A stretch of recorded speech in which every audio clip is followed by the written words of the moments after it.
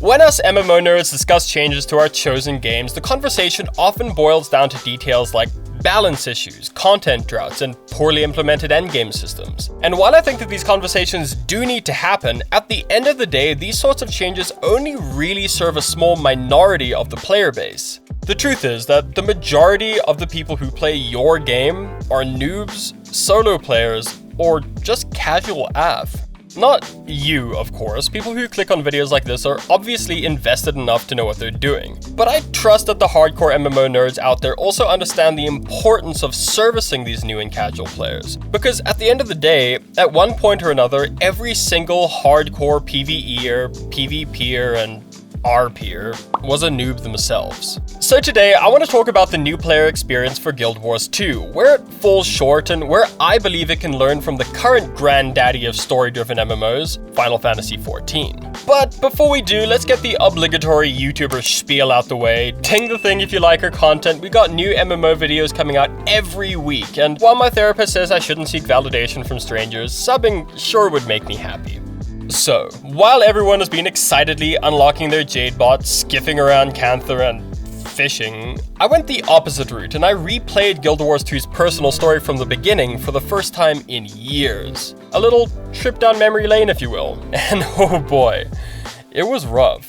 So, I believe the problems with Guild Wars 2's new player experience boils down to two things: level gating and the living world. Now, in Final Fantasy XIV, when leveling your first job and going through the MSQ for the first time, you're really not going to have a hard time keeping up with the level requirements. This means that you can essentially binge the MSQ like I do with Netflix on particularly lonely nights.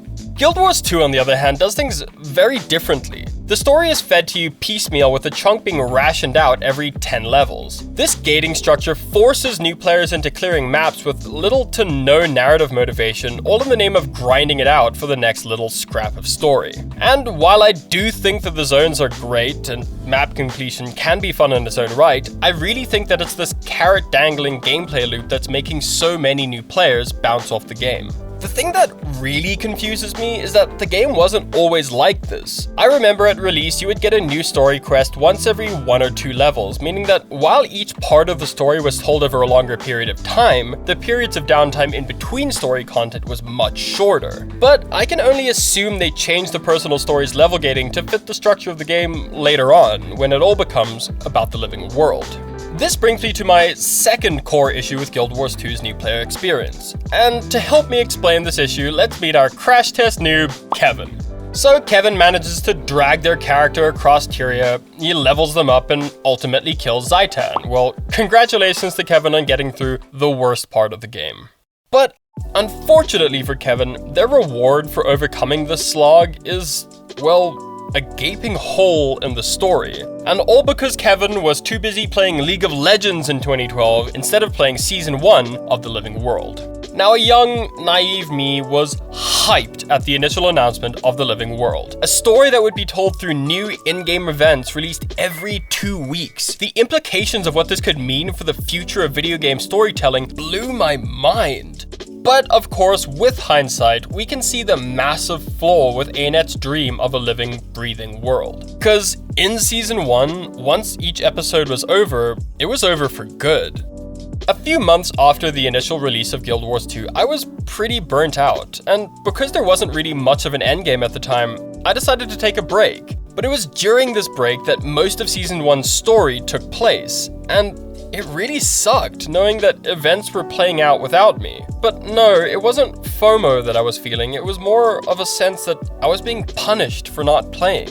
Now, the way Season 1 was structured means that it's not possible to go back and play that content again, and luckily, ANET realized how big of a mistake this all was. Partly because it failed to bring in new players, but other partly because it really pissed off the players they already had. Season 1 left a bad taste in the player base's mouth, and that bitterness never really went away. Because while you can go back and play The Living World from Season 2 onward, if you weren't playing the game at the time those episodes were released, you have to pay actual, real-world money to play them now. So, once again, the game punishes you for taking breaks, just like it did all the way back in Season 1. Now, okay, before everyone starts drowning me in comments about the monetization models of Guild Wars 2 and Final Fantasy, that's a topic for another video. It's a video I very much intend to make, but let's stick to the topic at hand. Punishing your players for taking a break from the game is a pretty sketchy move, and it sure as hell isn't fixing the problems that Season 1 created. Okay, so let's take a look at FF14 again, to see how an MMO that respects its players' time handles these post-expansion story drops. Final Fantasy XIV producer and video game deity Yoshi P once said in an interview, "Do come back and play Final Fantasy XIV to your heart's content when the major patch kicks in. Then stop it to play other games before you get burnt out, and then come back for another major patch. This will actually make me happier." Now this right here is a mindset that I wish ANET would adopt. In no way do I ever feel like I'm being punished for taking a break from Final Fantasy, even if I end up stepping away from multiple major patches, because I know that I can always go back, pick up the story from where I left off, and play it at my own pace. Okay, so now let's get back to Kevin, our crash test noob, who just beat Zaitan and doesn't know what to do next. These are the options that poor Kevin has. A. Fork out money to play Season 2, keeping in mind that he missed out entirely on Season 1, or B. Just forget all the Living World stuff happened at all and head straight to Heart of Thorns. I'd put money on the majority of the new player base skipping the Living World entirely, and honestly, that's a damn shame. If you ask a lot of Guild Wars players, it's the Living World content in between expansions that really holds the meat of the story. Right, so Kevin has decided to start Heart of Thorns, and congratulations to him for making a decision. And while he should be thinking about the prospect of a new adventure, what Kevin's actually thinking is, who the hell are all these new people? Where's Destiny's Edge, and what the hell is going on? And while these are all great questions, they're questions the game has no interest in answering outside of the Living World. So, how can Guild Wars 2 fix the mess they've made for themselves here? And what can Guild Wars do to learn from Final Fantasy XIV? Simple. Burn it. Burn it down and build it again. Okay, in all seriousness, I'm not suggesting an entire Realm Reborn style overhaul of the personal story. Hell, we don't even need something as radical as Cataclysm. All they really need is to work with and fine-tune what's already there.